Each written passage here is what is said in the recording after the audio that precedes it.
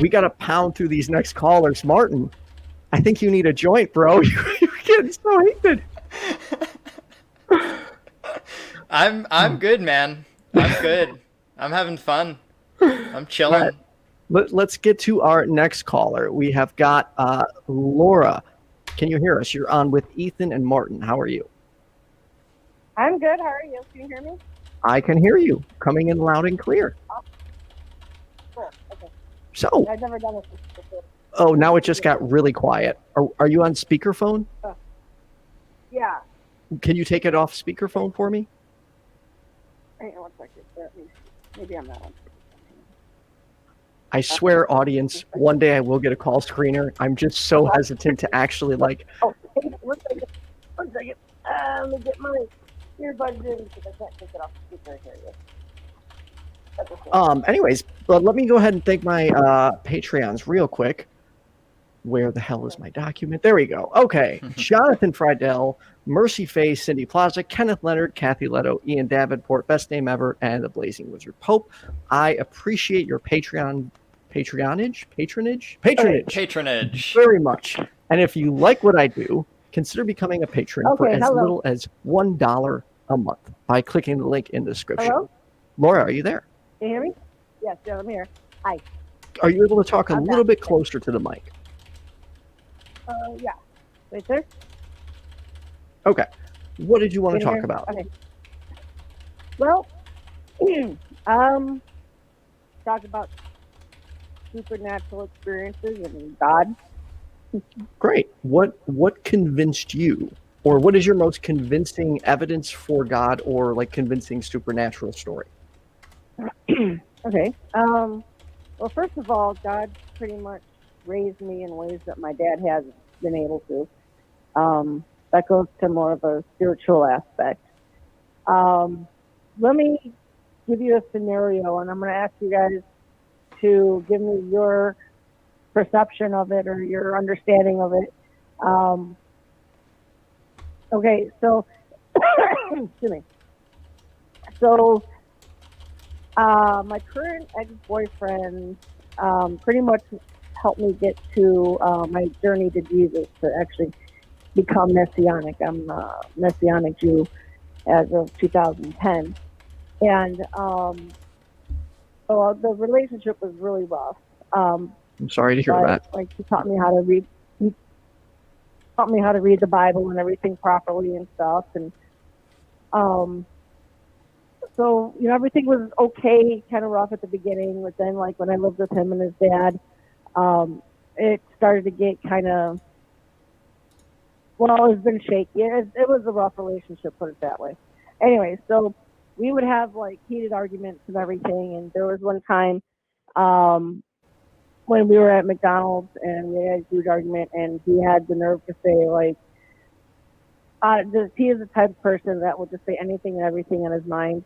So he said, like, oh, well, you think you're the chosen one because you're Jewish or something like that. I don't even remember what it was.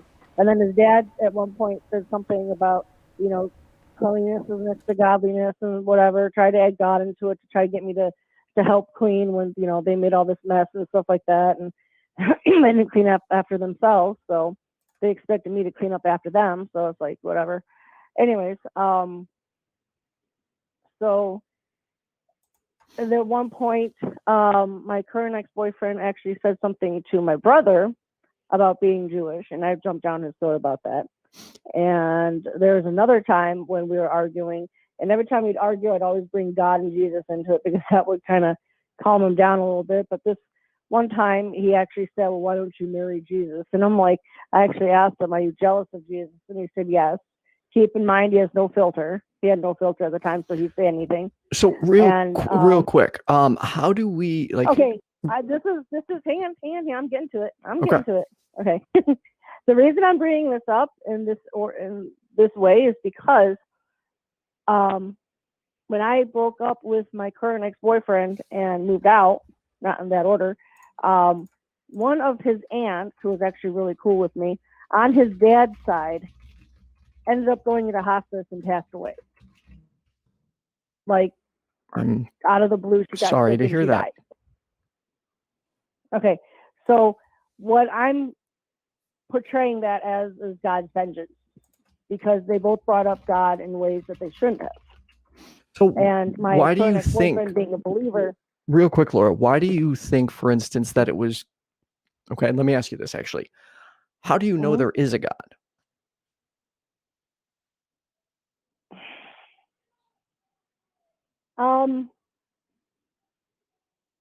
Personal experience. That's probably the best way I can say. It's just my own personal experience. I can't like scientifically explain it. I can't explain it any other way except for things that I've been through that could have been worse but wasn't.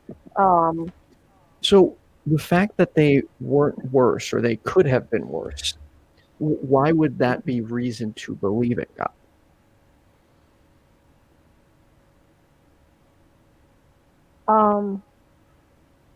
Because I have nothing else to believe in, and I just experiences have led me to it. And like I said, he pretty much raised me in ways that my own father hasn't been able to. And I've been through a lot of hell. I'm I sorry. really have. And yes, I've been through therapy. Still going through it. Hey, I I've just been actually through it found my life. a secular therapist, which is a therapist who is not involved in God. It took me forever, but I had my first appointment. I did too. Oh, I did too. I mean, don't get me wrong. The last psychotherapist I saw had absolutely nothing to do with God, but I'm gonna tell you something. It was one of the best sessions I've ever had. You know, and he was an intern at the time too. So But, jumping back real quick, kind of Laura, going back to what I was saying. you had said like personal experience. So when you say personal experience, are you, for instance, saying like divine revelation, faith? Well, like what in particular? What do you mean by personal experience? Both. Both? I've seen persecution firsthand with my mom. When my mom came to Jesus, and keep in mind, it's because she came to Jesus that my family was against her. The whole family, her side, my dad's side, they were all against her because she came to Jesus. That was pretty much it. So because they were against her because she came to Jesus, that was, is that what you're saying is evidence? That's partly, yes. It says it directly in the Bible. That's what's going to happen. If she came out as Muslim, do you think they would have had? I'm sorry, Laura, just to interrupt real quick. I'm the other host, by the way. I haven't spoken yet. If they came out as Muslim, do you think the family would have reacted the same way? Yep. Okay, so it's not specifically unique to the Christianity aspect. It's just the change in religion. Change in pretty much. Well, and I can't even say it's religion because we didn't change religion. Like my mom's still Jewish. I'm still Jewish because we incorporate Jesus and everything. And they pretty much there is cultural Judaism who's mostly secular, except he believes in God and he observes certain Jewish cultural traditions because that's what his family does, and that's awesome. I'm all for cultural traditions. I mean, I put up a Christmas tree. Well, I haven't yet, but I'm going to in a few days. I'm all for it, but that doesn't mean that anything behind it is valid. Right. Well, see, that's the thing is that and this is what people don't understand. It's not about religion. It's about relationship. You see, when you get into the religious aspect, that's where people get lost. You can't, and that's, religion is man-made. Okay, we all can agree religion is man-made. Absolutely. Right? Okay, so because the religion is man-made, and we're all men, we're all human, we're going to make mistakes, you can't live by that. Like I have never lived religiously. I can if I have to, but I couldn't make it, my lifestyle because I never was raised like that. But I was raised knowing what it's like to be religious Jew and everything. But religious rabbinical laws is man laws, not God's laws. So there's two different things. Okay, so I want to jump back to something you had said a little bit earlier. One of the things you thought was evidence for God was the fact that your family turned on another family member when she, turned to Jesus. So it specifically says in Matthew, and I'm not very good at remembering exact passages or exactly where. I just remember it was in Matthew. It says specifically that Jesus did not come to bring on a new religion. Jesus came to bring the sword, which means that, you know, mother will be against daughter, et cetera, et cetera. So And that's the honest to God truth, because, you know, it happened. I've seen it happen. let me ask you With this my then. own eyes growing up. When you say like it says it in the Bible. So for instance, somebody like me, I personally don't think, and I can't speak for Martin, but I don't think the Bible is reliable. Why do you think it is? Well, because if you see it actually happen and you read it in the Bible, how can it not be reliable? I mean, Laura, Sure. just to, yeah, I'm all about that. I mean, if it correlates to, how can it not be reliable? well, so if it correlates, I understand why you would think it's reliable. Yeah. What are the words that you think are being? It can happen. Do you know the words of the verse that you think is being fulfilled here? I'm just curious.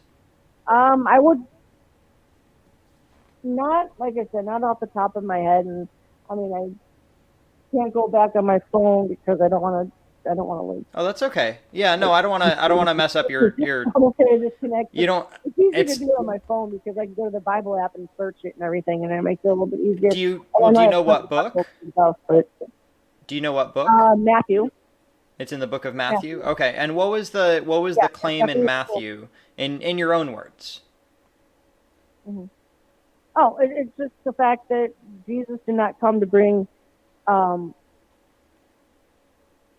me just put it to you this way, okay? It's not all flowers and you know, the prosperity preachers and stuff like that. The ones who say, oh, you know, pray for money and you'll get money. That's not how it works. Well, right. But sorry, back to Matthew real quick, because you said that Matthew is fulfilled. What was fulfilled? Jesus came to bring the sword. In other words, you know, in the household, it's, you know, family against family, you know, brother against sister, mother against daughter, son, et cetera, nation against nation. So pretty much what it is saying is essentially what's going on now. You're describing human history, my friend. Let me try this. Nation has always been against nation. That's what I'm saying. That's what I'm right. saying. That's exactly Well, what I'm I'm agreeing with you, but we're not agreeing. part of history. Laura, Well, so that's what I'm saying. History repeats itself, but at the same time, history doesn't. Well. So when you say history repeats itself, are you envisioning an overarching force copying and pasting in a metaphorical sense history, or are you saying that human beings have the same tendencies, and our tendencies are what drive us? I'm saying it's the same scenario, different concept. Okay, so which you read the Bible and everything that's happened in history. So what do you? It's going on now. It's just the same. It's just a different concept going on right now. So this could have happened at any time. Yeah. No, this has happened before. That's what I'm saying. It has happened. Okay, And so how is it being fulfilled if it's happened before? It's already been fulfilled. If it's happened before, because you're saying that it happening to you is evidence, but you said that if it happened with your mother switching to be a Muslim and not a Christian, the same result would have happened. And then you, right, yeah. Exactly, right. So showing that it's not necessarily related to the religion that she chose or the God that she chose, but just the fact that she chose a different God entirely. They didn't choose a different God. That's the whole aspect. She didn't choose a different God. Oh, right. Okay, I don't mean choose in the sense of, you know, you choose to pick out a new dress shirt. I realize belief is way more nuanced than that. No. She became convinced of it and came to believe it, right? Well, it's just because we believe that Jesus is the Messiah, not just the prophet. In the Jewish religion, you know, they believe that Jesus is the prophet. You know, the Pharisees never believed that he was the Son of God. The Pharisees never believed that he is the Messiah. You read in the Bible what the Pharisees say and everything like that. You go into the Gospels, and it's the exact same thing. So when you say that things in Matthew is written. Oh, I'm sorry. We keep talking over each other. I'm having a hard time hearing you sometimes. Go ahead. I was saying that you read everything that happens in the Gospels, and not just Matthew, just because it's from different perspectives. The Gospels are from same story, just different perspectives, because they're told by different people, obviously. But it's just, again, the same concept. You read what happened, what the Pharisees were saying and stuff like that. It's the exact same thing. They're going to tell you. You go to an ultra-Orthodox rabbi, you go to a Hasidic rabbi. They'll tell you the exact same thing the Pharisees would tell them back in the day. I have a book here called sorry, Laura. We've heard a lot, and I appreciate that. I'd just like to reply real quick. I have a book here called Leaves of Grass that describes aspects of human nature. The Bible is also describing aspects of human nature when it talks about families fighting over changing religious beliefs, right? So, but I don't believe that the things in this book are true. I think that they hold truth value. So I don't think that necessarily, Matthew was written by Matthew. Do you think that Matthew is written by a man named Matthew? Yes, it has to be. Why does it have to be? The Bible, the Torah, the Bible's written word for word. But what if I wrote a book and I put Matthew on it, but my name's not Matthew? Could I publish that book? No. I couldn't? Excuse me? What? Who? I'm sorry. What force would stop me from being able to publish the book? I'm pretty sure I could publish a book under the name of Matthew, even though my name is not Matthew. Sense, though. That's the thing. Right. And how can you tell if you just buy the book on a shelf? You can't tell who the author is. You have to investigate it further. Just by reading it, it doesn't yield any information other than what the author claims. So what other books describe Matthew?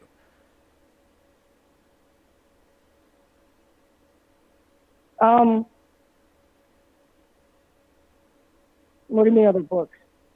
Well, I mean, can I look to any other books other than the Bible to verify these claims, to verify that Matthew was indeed a man named Matthew who wrote a book? Here, Laura, let me ask you this. Let's say right now, I publish a book. Mm-hmm. You know what my name is, right, Laura? Ethan? Yes. So let's say I publish a book under the name Brandon. Is that, can I not do that? And I guess if I did do that... obviously God gives us free will, but it's not the truth. Well, right, but here's my point. How would you know? Here's the thing. No. Yeah, go, Ethan. How would you know right now if I publish a book and put the author name as Brandon? How do you know whether that is true or not? Okay, yes, you would have to do some research. I get it.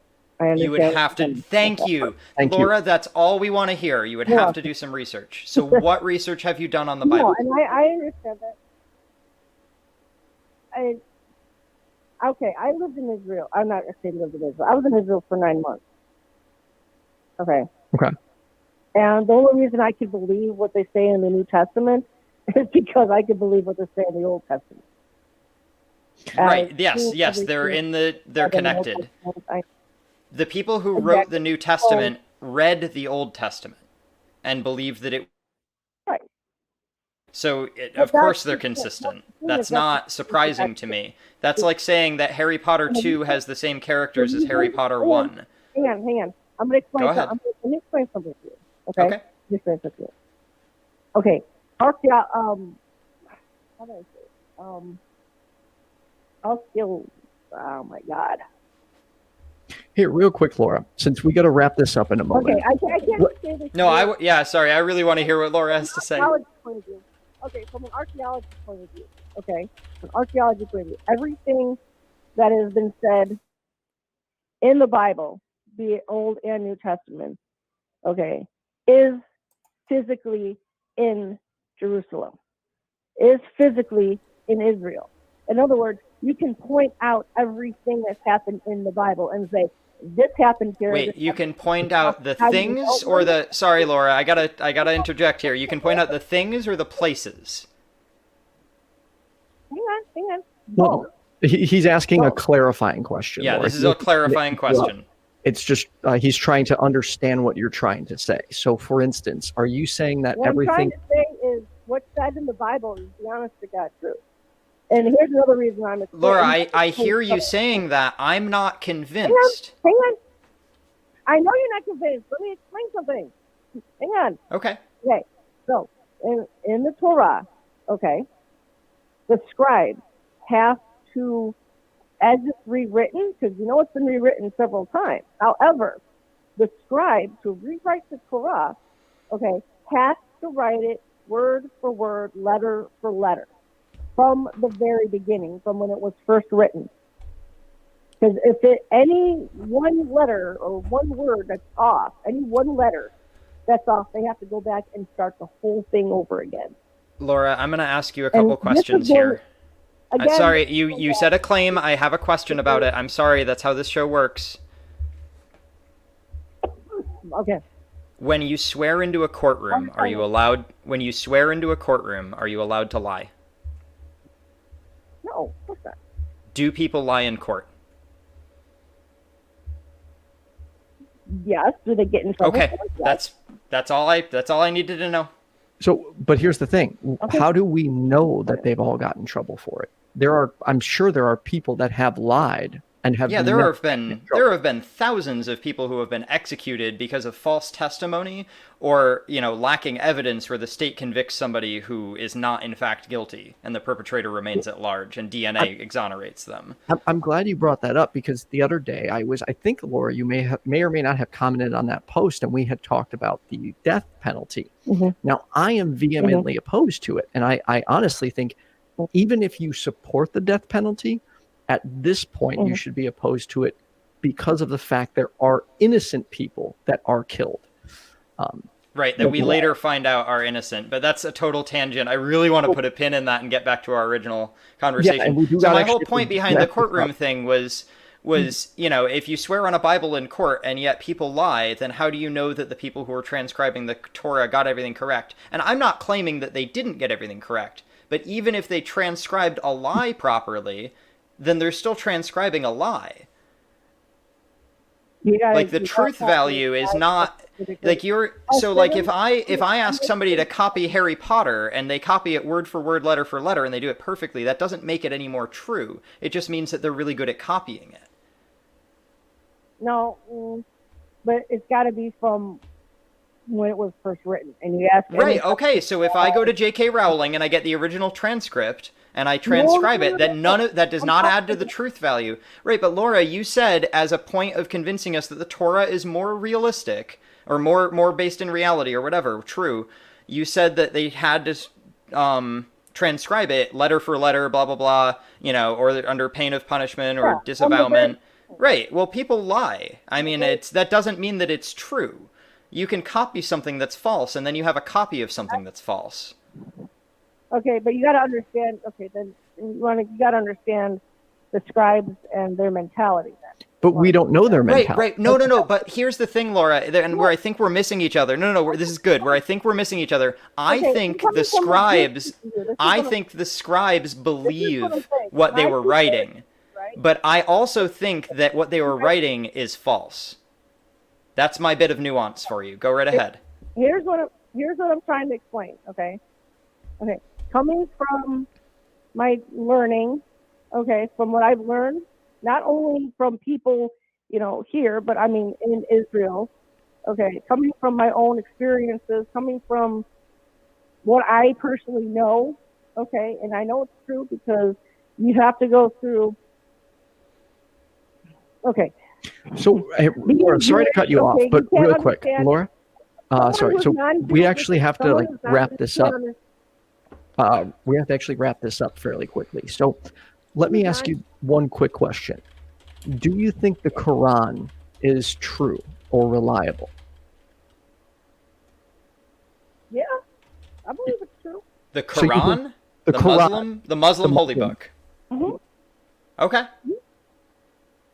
Okay, I was not expecting that. I'm serious. I believe every holy book has truth to it.